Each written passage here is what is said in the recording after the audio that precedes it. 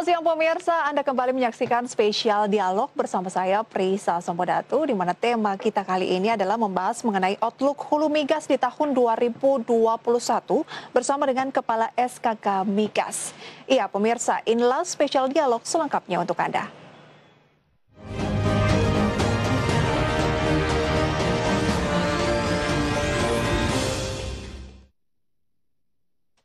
Bicara kemakmuran masyarakat khususnya Indonesia masih berkaitan erat dengan sektor migas. Bukan hanya sebagai sumber penerimaan negara, migas juga adalah lokomotif pergerakan perekonomian. Lantas, bagaimana dengan tahun-tahun mendatang? Benarkah tren transisi ke energi baru dan terbarukan tidak membuat industri energi fosil lantas surut? Menteri Koordinator Bidang Perekonomian Erlangga Hartarto mengatakan bahwa industri minyak dan gas bumi menyumbang investasi sebesar 10 miliar dolar Amerika per tahun. Di samping itu, sektor migas memberi faktor efek berganda yang bisa mencapai 1,6 kali dengan penyerapan tenaga kerja yang cukup tinggi. Namun Kepala Satuan Kerja Khusus Pelaksana Kegiatan Usaha Hulu Minyak dan Gas Bumi, Dwi Sucipto, menyebutkan ada 3 hal penting yang menjadi tantangan industri hulu migas di tanah air saat ini. Pertama, ialah energi baru terbarukan. Kedua, adanya persaingan yang lebih keras karena munculnya produsen migas konvensional dan non-konvensional. Dan ketiga, menurunnya permintaan migas akibat pandemi COVID-19. Tentu berbagai upaya untuk mempertahankan produksi minyak siap jual atau lifting sedang SKK Migas lakukan. Salah satunya ialah dengan menggenjot produksi di sektor hulu. Produksi siap jual atau lifting minyak di 2021 targetnya sebesar 705.000 barrel per hari atau sama dengan tahun lalu. Angka realisasinya pada 2020 mencapai 707.000 barrel per hari atau 101% dari target. Outlook migas 2021 akan kami bahas selengkapnya dalam spesial dialog berikut ini.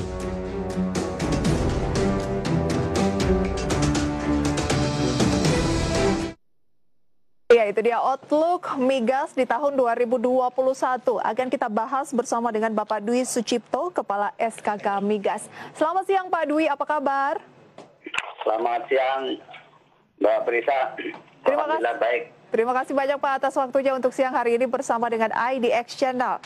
Berbicara mengenai sejumlah industri termasuk migas ya, di tahun 2020 ini kan kita menghadapi pandemi COVID-19 Pak, dan masih berlangsung sampai saat ini. Secara background begitu ya, kita ingin tahu terlebih dahulu Pak, seperti apa dampaknya terhadap sektor migas khususnya hulu migas. Untuk 2020, Mbak Prisa, itu kita ada beberapa hal yang dihadapi oleh hulu migas globally ya. Jadi secara global. Yang pertama adalah turunnya atau rendahnya harga minyak dan gas yang sangat drastis turunnya dari sekitar 70-an 80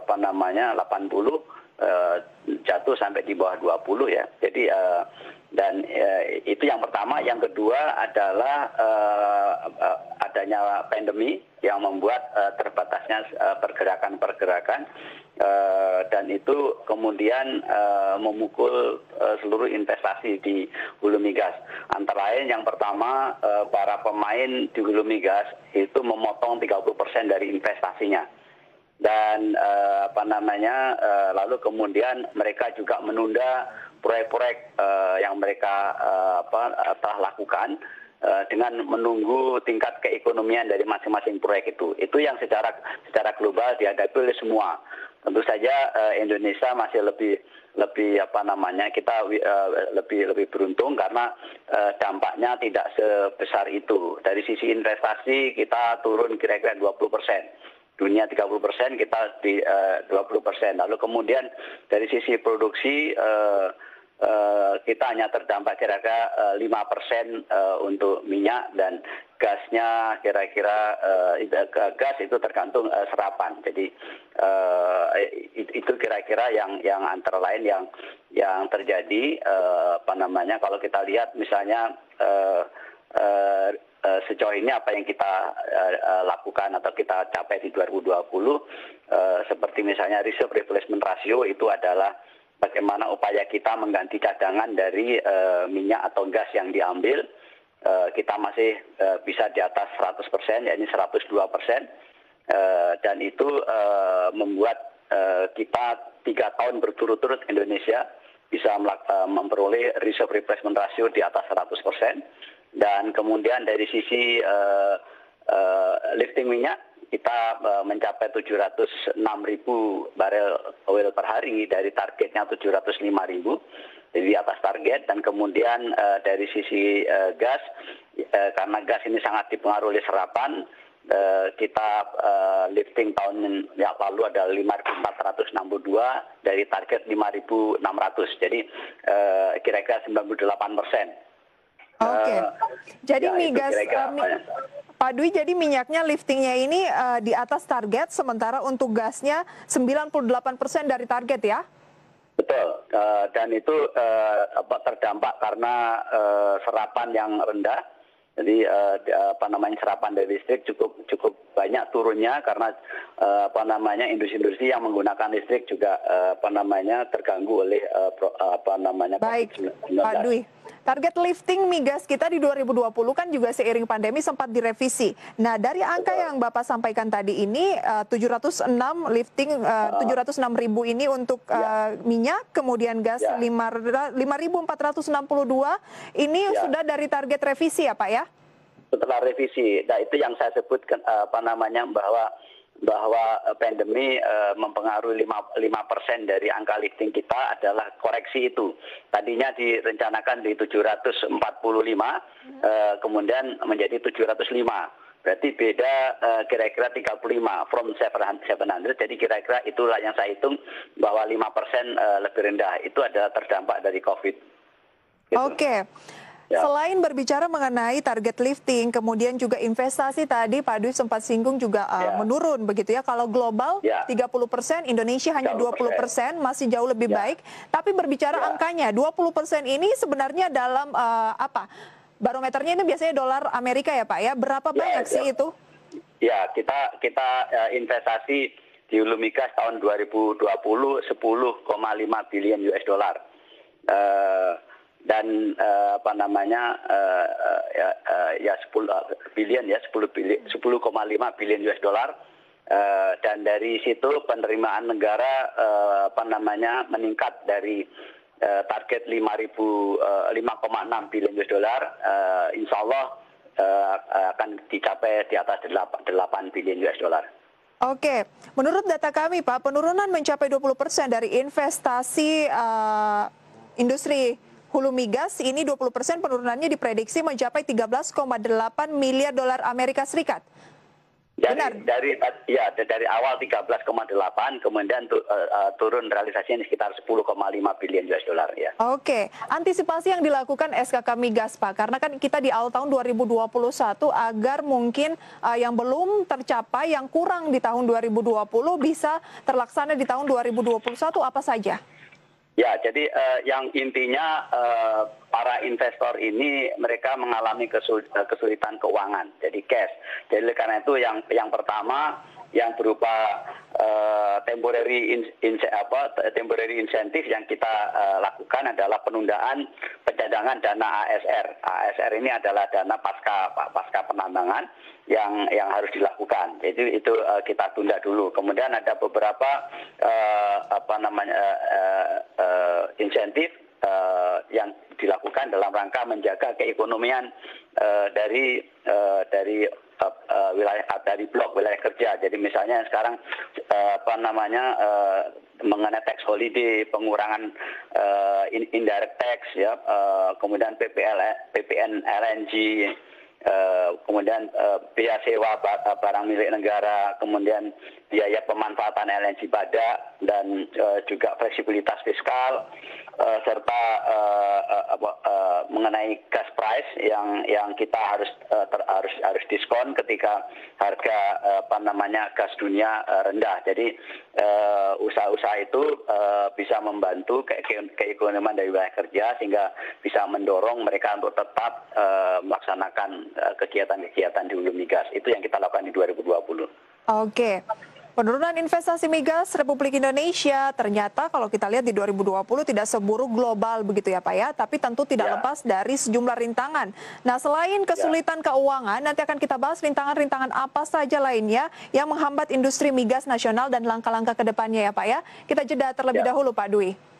Ya, terima kasih. Pemirsa, Outlook Hulu Migas 2021 masih akan kembali usai jeda pariwara berikut.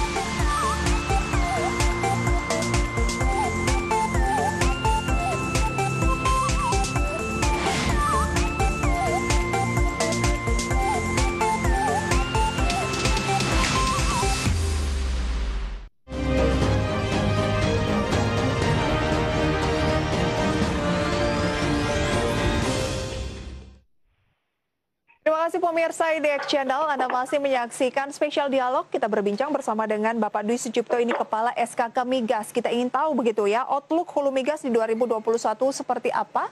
Namun sebelum kita lanjutkan perbincangan, kita akan lihat gambaran realisasi investasi sektor ESDM dalam miliar dolar Amerika Serikat berikut ini. Dari 2015 sampai dengan 2021 trennya naik turun. Di 2015 sekitar 33,5 miliar dolar Amerika Serikat.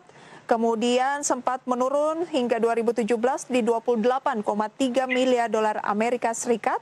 Kemudian realisasi investasi sektor ESDM kembali meningkat di 2018 dan cenderung ada kenaikan tipis sampai dengan 2019, 33,2 miliar dolar Amerika Serikat.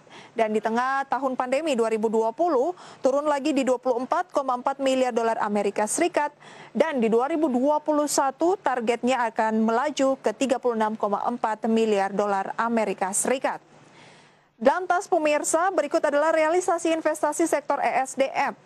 Ini apa saja ya? Di tahun 2020 itu sektor migas menyumbang 12,1 miliar atau sekitar 168,19 triliun rupiah. Kemudian sektor ketenaga listrikan ini menyumbang sekitar 7 miliar dolar Amerika Serikat atau sekitar 97,3 triliun rupiah. Mineral dan batu bara 3,9 miliar dolar Amerika Serikat atau sekitar 54,21 triliun rupiah, dan energi baru terbarukan dan juga konservasi energi sekitar 1,4 miliar dolar Amerika Serikat atau 19,46 triliun rupiah. Nah, kita lihat target di 2021.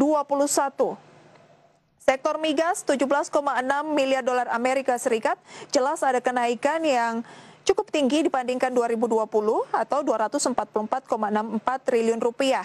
Ketenaga listrikan juga meningkat dari 7 miliar dolar Amerika Serikat menjadi 9,9 miliar dolar Amerika Serikat. Mineral dan batu bara juga naik dari 3,9 miliar menjadi 6,0 miliar dolar Amerika Serikat, dan juga energi baru terbarukan sekitar menjadi 2,9 miliar dolar Amerika Serikat dari sebelumnya 1,4 miliar dolar Amerika Serikat. Kita kembali berbincang bersama dengan Pak Dwi. Pak Dwi, dari target realisasi investasi sektor ESDM ini, Kenaikannya sudah cukup tinggi nih untuk migas di tahun 2021 dari 12,1 miliar 2020 menjadi 17,6 miliar dolar Amerika Serikat atau 244,64 triliun rupiah.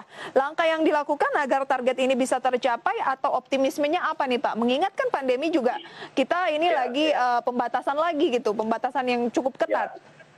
Betul, betul Mbak Brisa. Jadi yang kita hadapi selain kondisi yang tadi saya sampaikan secara global, dan ada satu lagi tambahan yang positif, yakni harga minyak dunia sudah merambat naik terus hingga hari ini. Saya kira Brent hari ini sekitar 55, di mana di tahun 2020 sempat turun di bawah 30. Jadi ini sesuatu yang positif untuk industri, yang itu kira-kira akan memotivasi investor untuk berinvestasi lebih baik, dan itu kelihatan dari aktivitas yang yang sudah sudah kita bicarakan ya, kita sudah setujui para K3S. Kalau kita lihat dari segi kegiatan eksplorasi saja, itu ada kegiatan seismik yang naik untuk wilayah kerja aktif 12%. Jadi tadinya seismik 3.200 km di 2020, sekarang naik ke 3.569 km. Kemudian dari sisi investasi di KKP dari tahun 2020 30 juta US dollar, tahun ini meningkat jadi 75 juta US dollar, tadi 150% peningkatan. Seismik 3D juga meningkat 25%. Nah, dari sisi drilling, dari sisi pengeboran itu meningkat cukup tajam. Dari tadinya di tahun 2020 untuk sumur pengembangan itu 240 sumur, tahun 2021 target kita adalah 616 sumur. Jadi di atas 600 sumur aja ada peningkatan lebih dari 150%. Jadi sumur eksplorasi dari 21 sumur menjadi 43 sumur tahun ini. Jadi peningkatan 2 kali lipat lebih. Demikian juga ada kerjaan workover, ya, well service. Jadi ini adalah kegiatan-kegiatan yang tentu saja akan membutuhkan investasi, membutuhkan pendanaan, dan itulah yang refleksi dari bagaimana tercapainya investasi di hulu migas yang seperti kami sebutkan tadi. Di rencana proyek on stream kita ada 12 proyek yang investasinya sekitar 1,6 billion US dollar. Itu dari sisi proyek. Dan kemudian dari sisi produksi, lifting dan lain sebagainya yang tadi sudah disinggung oleh Mbak Prisa. Baik, tapi Pak, kita kan ada rintangan industri migas yang Anda sendiri sempat sampaikan begitu ya di sejumlah media online, Pak. Yang pertama adalah energi baru terbarukan. Kemudian kedua ada persaingan yang lebih keras karena munculnya produsen migas konvensional dan non-konvensional. Ketiga, menurunnya permintaan migas akibat pandemi COVID-19. Memang harga minyak dunia sedang meningkat, tapi kan ini bisa dikatakan tidak menentu ya Pak ya. Kemarin sempat hampir $20 Amerika Serikat per barrel, kemudian kembali pelan-pelan lagi mengalami peningkatan. Kita nggak tahu ke depannya seperti apa. Nah, bagaimana menanggapi hal-hal seperti itu? Pertama, energi baru terbarukan, Pak. Ya, jadi kalau ini agak sejalan, adanya isu energi terbarukan, maka itu akan membuat persepsi terhadap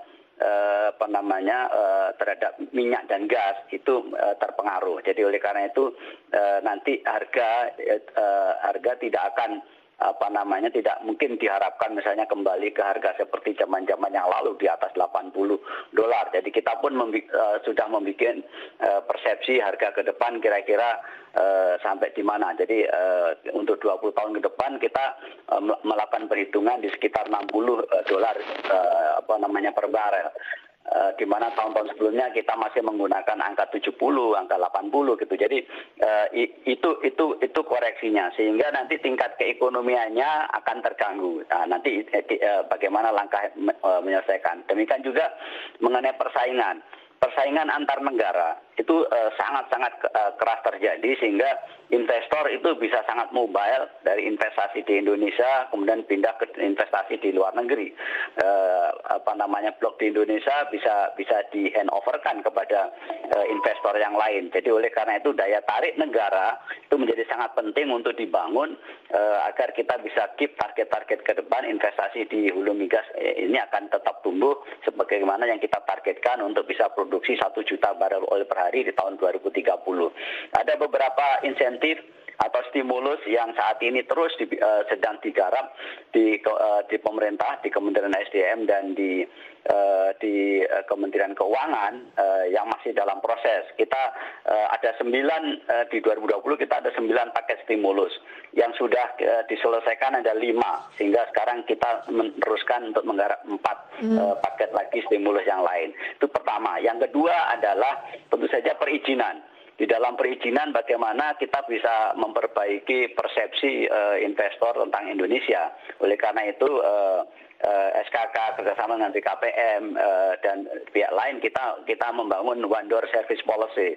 Para investor tidak perlu kesana kemari untuk mengurus perizinan sendiri-sendiri, tapi SKK akan membantu pengurusan itu semua. Kemudian yang kedua dari aspek lingkungan hidup, supporting pemerintah dari Kementerian Lingkungan Hidup untuk memudahkan di dalam kita mendapatkan perizinan dari aspek lingkungan hidup bisa lebih mudah.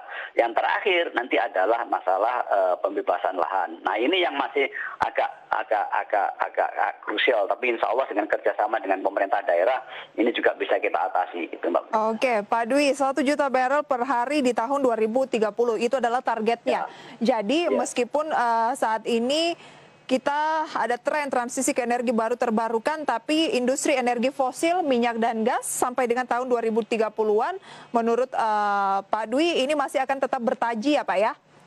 Iya harus, karena sesungguhnya dari sisi bauran energi minyak itu akan turun, tetapi dari sisi volume masih tetap meningkat karena ekonomi Indonesia masih akan tumbuh gitu. Baik, kita lanjutkan nanti di segmen selanjutnya ya Pak ya. Kita harus jeda terlebih dahulu, ini kian menarik. Kita jeda dulu Pak Dwi. Siap. Pemirsa, Outlook Hulu Migas 2021 masih akan kembali sesaat lagi.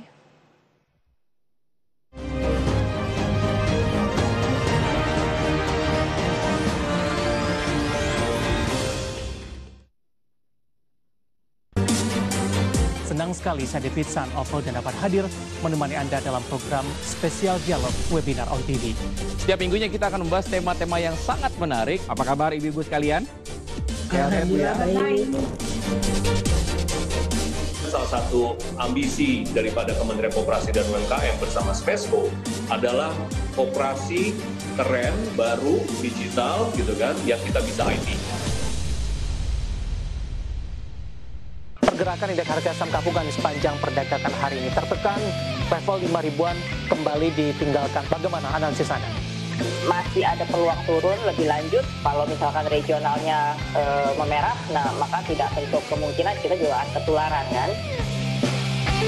Dan beberapa perbankan yang diduga melakukan transaksi mencurigakan dan semoga bisa menjadi salah satu referensi untuk Anda dan seperti apa ke depannya.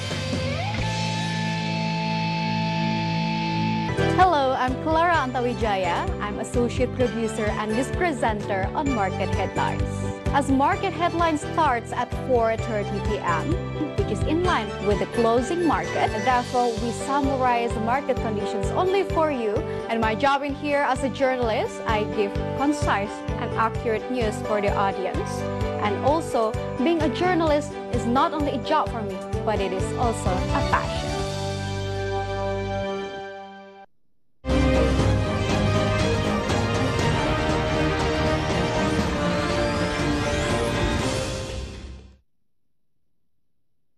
Terima kasih pemirsa, Anda masih menyaksikan spesial dialog berbincang mengenai Outlook Hulu Migas 2021. Mengingat migas khususnya untuk Indonesia ini masih menjadi kontributor investasi terbesar dan lokomotif perekonomian nasional. Jadi ini tidak bisa luput dari perhatian kita dan kita tidak bisa abai begitu ya. Kembali kita bahas bersama dengan Pak Dwi. Pak, Kalau misalnya ada pertanyaan seperti ini, orang kan akan mulai beralih ke tren sumber daya yang bukan fosil lagi ya Pak ya, sumber daya energi baru terbarukan. Tapi Indonesia masih terus saja mengejar peningkatan produksi di sektor migas yang notabene adalah fosil. Nah itu gimana Pak menanggapinya? Ya itu menjadi perhatian sangat penting di pemerintahan sekarang, di Kementerian SDM. Itu sudah dalam proses untuk menyelesaikan bauran energi. Jadi memang minyak akan turun dari saat ini 29%, itu nanti akan menjadi 19,5% di tahun 2050. Jadi di 2030 kita ambil 2030 turun ke 23%. Tetapi dari sisi volume itu saat ini kebutuhan minyak kita adalah 1,6 juta barel oil per hari. Itu di 2030 itu 2,2 juta barel oil per hari. Jadi masih harus dibutuhkan tambahan sekitar sekitar 500 sampai 600 ribu barel oil per hari. Jadi volume meningkat. Dan kalau kita bicara minyak dan juga gas, dari sisi gas sekarang demand kita adalah 6.000 atau 6,5 BCFD. Di tahun 2030 nanti akan meningkat jadi 11 BCFD. Jadi kalau tadi target kita di tahun 2030 itu 12 BCFD untuk gas, itu sesungguhnya kita hanya kelebihan kecil sekali. Dan kalau gas itu bisa menjadi cadangan untuk devisa, dan gas bukan hanya untuk energi. Ini tadi kita bicara bauran energi. Minyak dan gas itu bisa dipakai menjadi bahan utama dari industri petrokimia yang lain. Jadi yang bahan-bahan yang kita gunakan untuk sehari-hari itu kebanyakan adalah produk dari industri petrokimia. Jadi sampai dengan tahun 2030 Pak Dwi ini volumenya masih tetap ada dan akan meningkat ya? Meningkat, dari sisi gas meningkat 2 kali, dari sisi minyak akan naik kira-kira 30-an%. Oke, kita kemungkinan impor bagaimana nih Pak? Masih akan meningkat juga atau kemampuan produksi di lokal sudah bisa memenuhi? Ya, kalau dari sisi crude kemungkinan akan impor tapi mengecil. Seperti tadi kami sampaikan bahwa kita akan targetkan produksi 1 juta barel oil per hari di tahun 2030, sedang demand kita masih di atas itu. Jadi tetapi tentu saja kalau ini tidak kita tingkatkan, impor kita akan jadi besar gitu. Jadi Baik, gitu, Pak. Tapi untuk gas kita akan ekspor. Jadi balance-nya kira-kira dua-duanya akan masih seimbang, mampu ya? Membangun kedaulatan energi Indonesia. Oke, Pak, terakhir dan singkat saja, kunci dari keberhasilan ataupun kesuksesan hulu migas Indonesia ke depan ini apa, Pak? Yang pertama kita harus mampu mempromosikan potensi yang ada. Kita punya 128 cekungan, kemudian sekarang produksi masih baru 20. Dan yang kedua, yang ketiga adalah fleksibilitas fiskal yang akan dikeluarkan atau yang sekarang sedang dikembangkan di pemerintah untuk menjaga keekonomian. Investor akan datang itu saja. Oke, Pak. Keekonomiannya terjamin dan kemudian kemudahan berusaha akan terlindungi. Baik, semoga investor ke depan lebih banyak yang terjaring lagi melalui sejumlah kegiatan begitu ya Pak ya? Ya. Pak Dwi, terima kasih banyak untuk sharing informasinya di IDX Channel pada sore hari ini. Sukses selalu untuk SKK Migas dan juga ketahanan migas nasional, Pak. Sehat selalu untuk Pak Dwi dan sampai berjumpa kembali. Terima kasih, Mbak Prisa. Terima kasih, Pak. Pemirsa, demikian spesial dialog membahas mengenai outlook hulu migas 2021 bersama dengan Kepala SKK Migas Dwi Sucipto. Semoga bisa menjadi referensi untuk bisnis dan kehidupan Anda sehari-hari. Saya Prisa Sombodatu pamit undur diri. Sampai berjumpa kembali.